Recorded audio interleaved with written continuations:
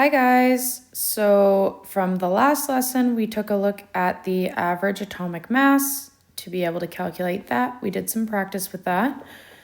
So this is for Thursday's lesson, Thursday, November 27th. So the first thing that we're going to do is I'm actually going to give everybody some time to complete this table.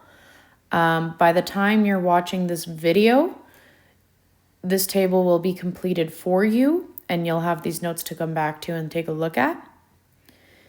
So I'm going to move on to this section of the lesson, which would be exactly how I would teach it in class. So a mole from the above activity is 6.02 times 10 to the power of 23 of anything. That is the definition of what a mole is. So we also refer to this as Avogadro's number.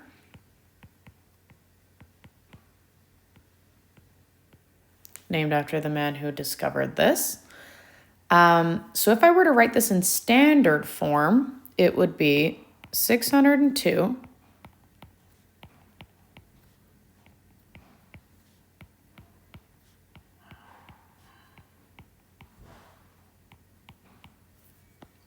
It would be this big of a number. It's also known as 602 sextillion, which is a huge number, which is why we opt to writing this in scientific notation.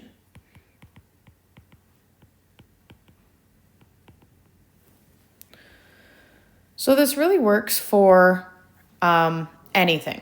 So a mole of eggs is still 6.02 times 10 to the power of 23 eggs. A mole of atoms is 6.02 times 10 to the 23 atoms. And the same for the mole of a molecule.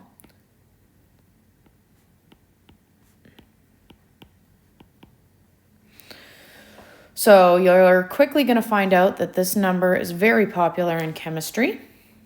And we're going to use it to do some further calculations that we're going to take a look at tomorrow. So the molar mass of a substance is the mass of 1 mole of a substance. So molar mass, we use the capital letter M. And for a mole, we use a lowercase letter n. Those are the symbols for those.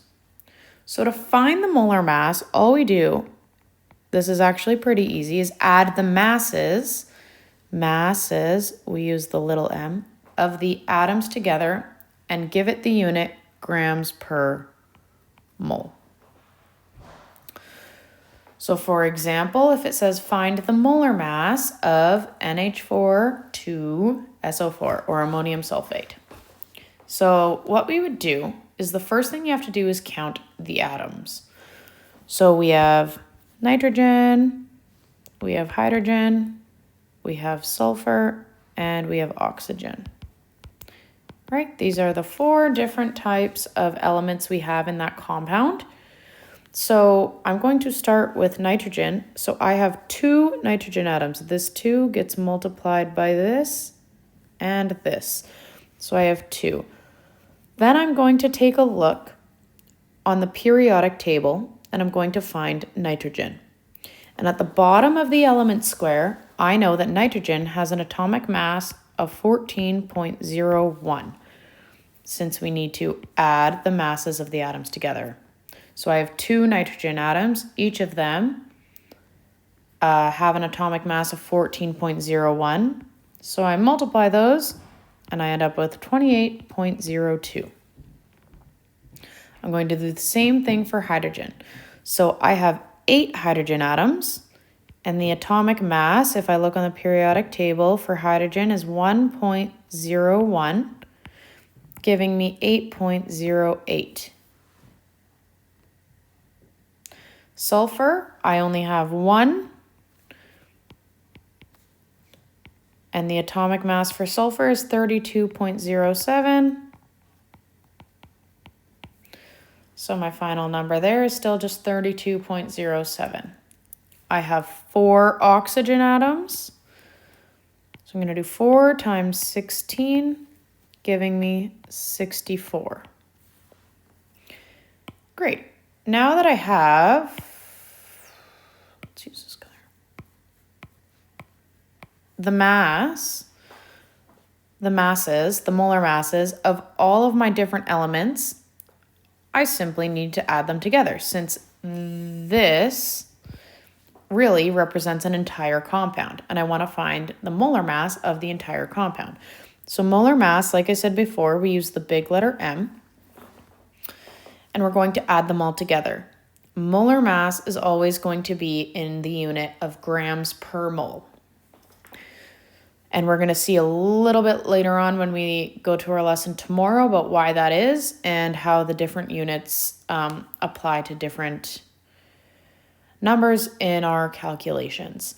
So all I'm going to do is add them together, 28.02, and this is all in grams per mole, plus 8.08 grams per mole, plus 32.07 grams per mole, plus 64.00 grams per mole. All I do is add them together, and I end up with 132.17 grams per mole. Right, because the molar mass is the mass of 1, so the 1 mole of a substance. So I'm using the atomic mass on the periodic table, which makes sense for it to be in grams per mole, because molar mass is the mass of 1 mole of a substance. So it's this many grams per 1 mole. You could really think of this as per 1 mole of a substance.